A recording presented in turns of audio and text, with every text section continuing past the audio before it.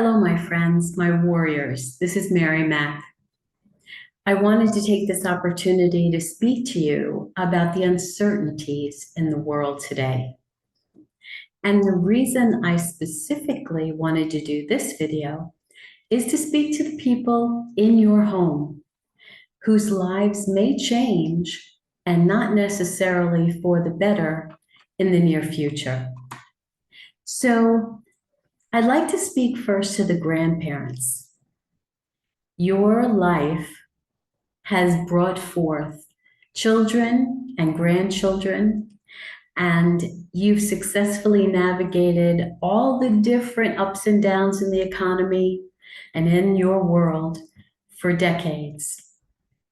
And you have a wealth of knowledge that you will teach to your children and their children now. It is so needed right now. I don't know if you lived in the 20s, 1920s, 30s, 40s when you grew up, but you can be a significant impact on the younger generations to come and those who are with you right now. The children, your children, are kind of scrunched in between generations.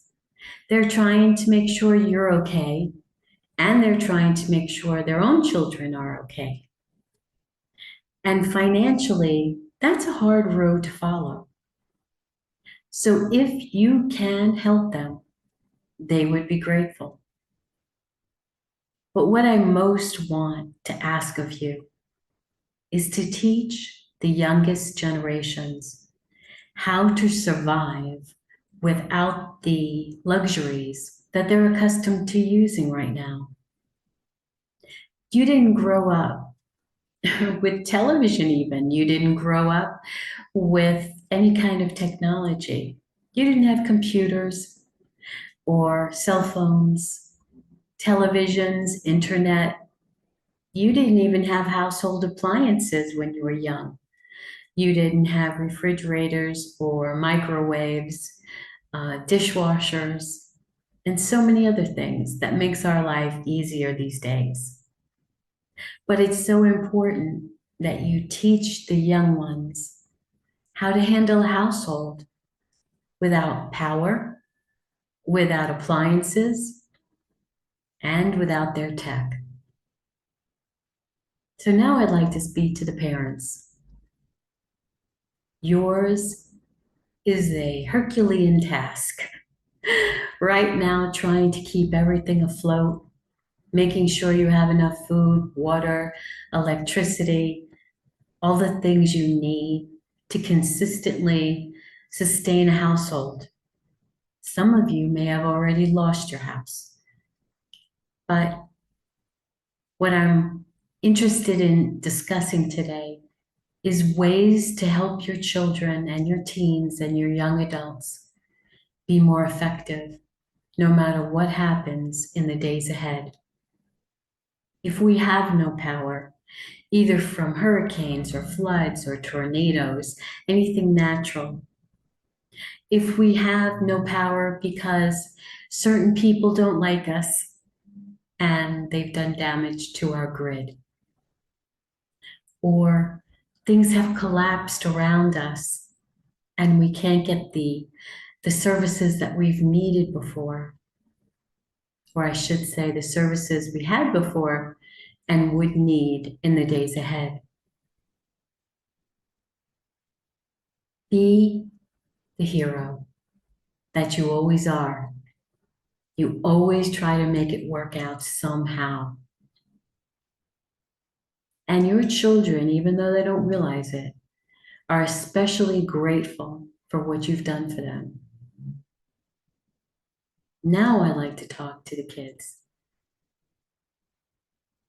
This is not an easy time in our lives. We don't know what's going to happen in the future. I want you to be patient. I encourage you to be patient and loving and especially supportive of the other family members in your home because we don't have a choice right now. At any moment's notice, there might not be electricity. And electricity is what charges your phone every night. So you could use it again tomorrow. It charges your tablet so you can play games on it. So you can uh, read and learn and do work on it if you need to. Watch different video games and have fun on there.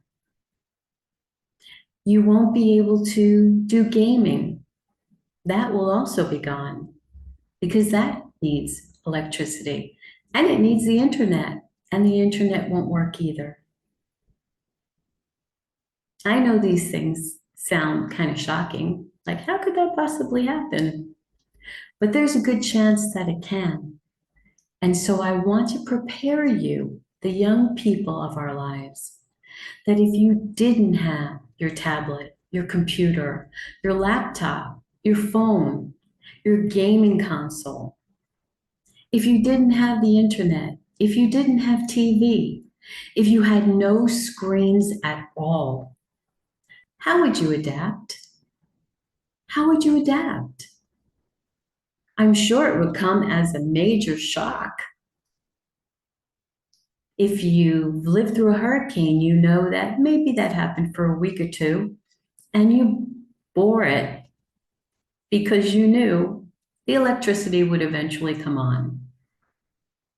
You might have lived in Florida, the electricity would be out, but there were other organizations, other electric companies outside of Florida that were in the wings waiting to come in and restore the electric with the people who already ran the electric in your state. There was always backup. But what would happen if there were no backup? There was no backup anywhere. What if everyone lost their electricity? Scary, right? I know you're sitting there thinking, what is this woman telling me? I don't want this to happen. And neither does anyone in your family, especially your parents and grandparents. They don't want this to happen either. But I'm telling you this because you need to know this. You need to know this. And you need to be patient and adapt to a different lifestyle than you were accustomed to. Many of us, when we were growing up, we didn't have computers. We didn't have phones. We had none of those things. All the electronics that you use, we had none of that. There was no internet. The internet came about, I believe it was a little after 2000. And we had to dial up on our telephone line to be able to get a really wacky signal that gave you the internet. And it certainly wasn't as fast as it is now.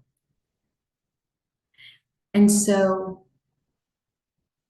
your parents may have purchased a book that I wrote about how to help you get through this time, whenever it may be. But the idea here is to prepare to prepare for what it might be like if you didn't have your screens any longer. So part of that is to know how to handle your household and its requirements with no washing machines and no dishwashers. And everything would be done manually the same way it was decades ago. And part of that is learning how to wash dishes by hand and dry them clean with dishcloths. What would that be like? What if you learned how to cook outside? like in a campfire? What if you had to wash your clothes by hand in a bin and wring them out tightly and hang them up maybe you have a porch you can hang them on, or you can hang them on a hanger and put them on the rod in your bathroom to dry. Sounds pretty primitive, doesn't it?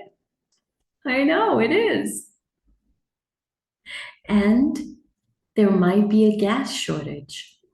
So you may be accustomed to just having someone bring you to a soccer game or bring you over to a friend's house to play your games on that you can't do anymore. But all the pumps that supply our gas at the gas station, they won't be working either. So the chances of anyone being able to drive you somewhere is very slim, because the only gas that your parents will have is what they have on the day that something affects us, where the electricity is no longer on. So being close to your siblings and maybe a few friends down the block will be very, very important. Very important. Civilization will be completely different. And so it's important right now that you start to think about, what do I really enjoy doing as my hobbies? And they will have to be completely changed around to physical form games, coloring books. Maybe you enjoy dominoes or different games that you've had in your basement for a really long time. Maybe it's Monopoly that you played for hours with your family until the bitter end. It could be dolls or other action figures that you really enjoyed.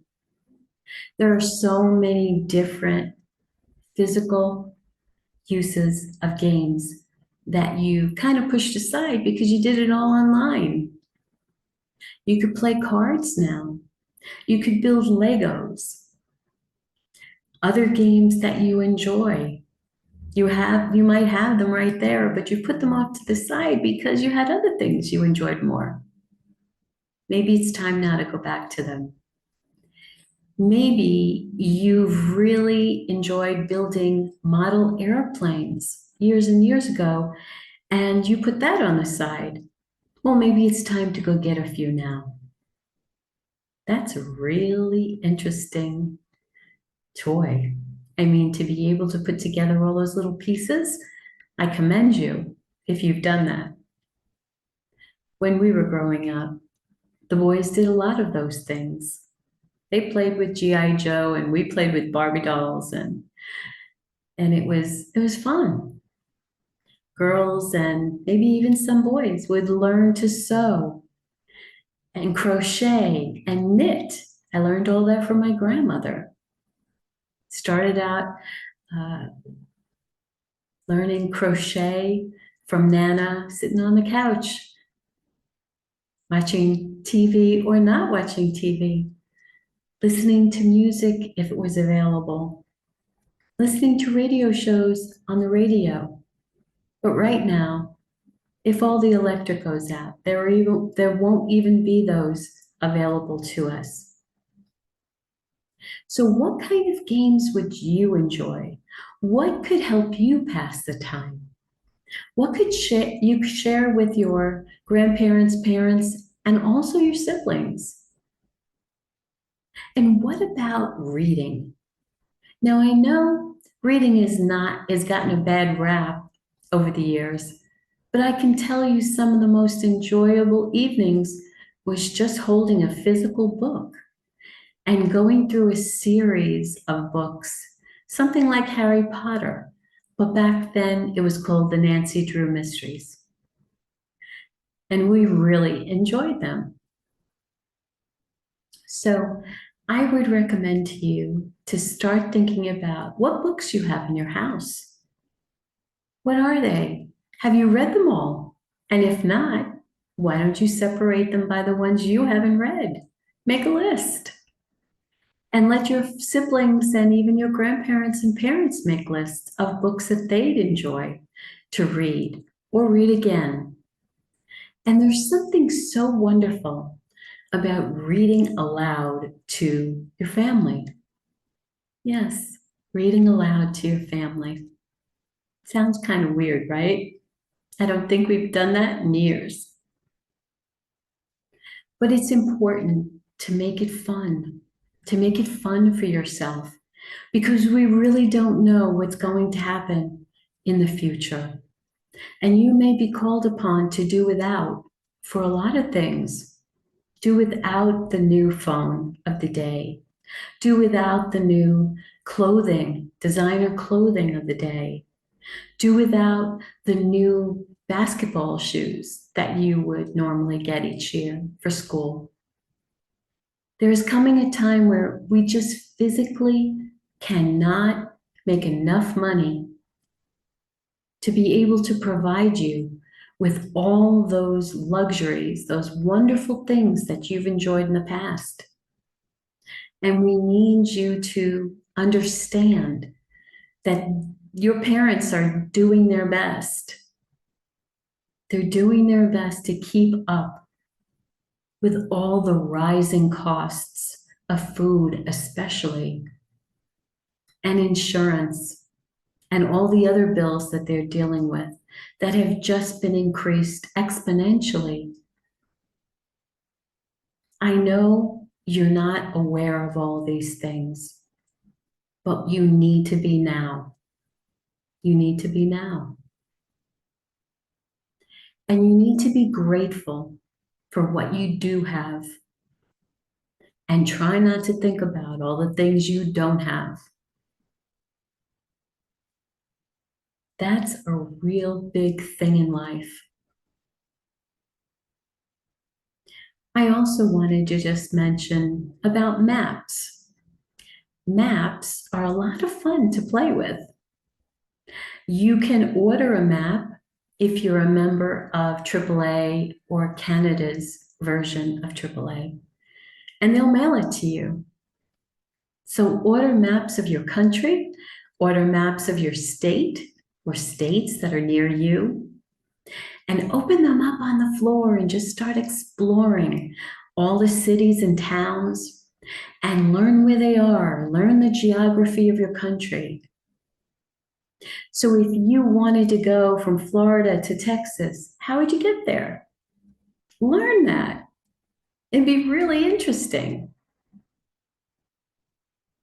And then you'll have a leg up on everybody else when we move into a new phase of life.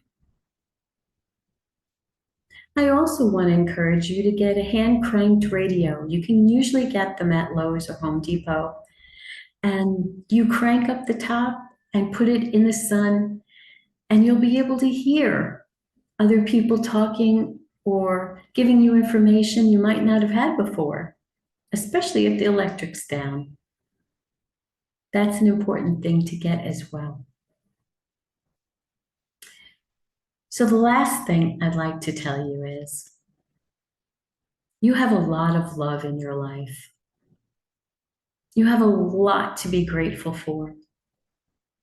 And even if life has become especially hard, maybe you've had to move in with other relatives. Maybe you're sleeping on couches. You might even be sleeping on in cars rather. You don't know where your next meal is coming from. And that's difficult, so difficult. But I want you to have faith, because the Lord is watching over all of us. And those of us who believe in him shall have everlasting life. And even if you don't believe in God, you believe in something. You believe that life will get better, because if you didn't, you wouldn't be here right now. You know life will get better. It absolutely will. And if we believe in being grateful for what we do have, we will get more. We will get more. We will see things that we're grateful for, that we hadn't been grateful for before. So now, when we can't use our screens any longer, we are grateful that we have a beautiful meal with our family. We are grateful for the sheets we have. We are grateful for the shelter we have. We are grateful for the people who took us in, and we honor them by helping them in the house, doing different chores, making sure everything is as clean as it can be. We are grateful for what they are doing for us. You are grateful for whatever finances your parents have and to be a good steward over that money. It's not necessary to have new clothes. It's not necessary to have new phones. It's not necessary to be driven all over town to see your friends when there's not enough gas in the gas tank for that. So please be aware that as we move forward, the very best thing you can do is every morning when you wake up, you thank God for everything you have, even the littlest things. Do you have pens and pencils to draw with? Do you have crayons for your coloring book? Do you have toys to play with? Maps to learn from? Books to read, to explore other people's lives, especially biographies. A biography is a story of someone else's life. And I would encourage you to go to the library and get books, biographies of people who lived 100 years ago, who went through times when there wasn't any electricity, or even in the 1800s when it wasn't even invented yet.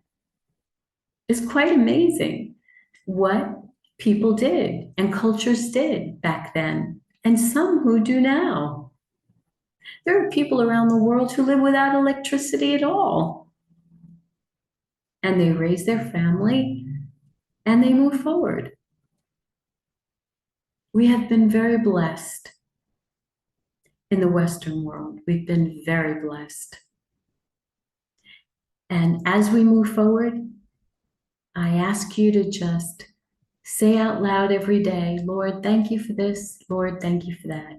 When you come together at a meal, go around the table and let everyone say what they're thankful for. The food, who they spoke to today, who they had a little play time with, maybe a neighbor next door. Be good to each other. Learn how to get along better. If you have hard feelings with each other, make up. Just make up. Go and hug them and say you're sorry and move forward. Life can surprise us in good and bad ways, but our attitude is everything. How we look at things is everything. I hope you are well, and I wish you the very best in the days ahead. And I have a feeling I'll be talking to you again soon. God bless you.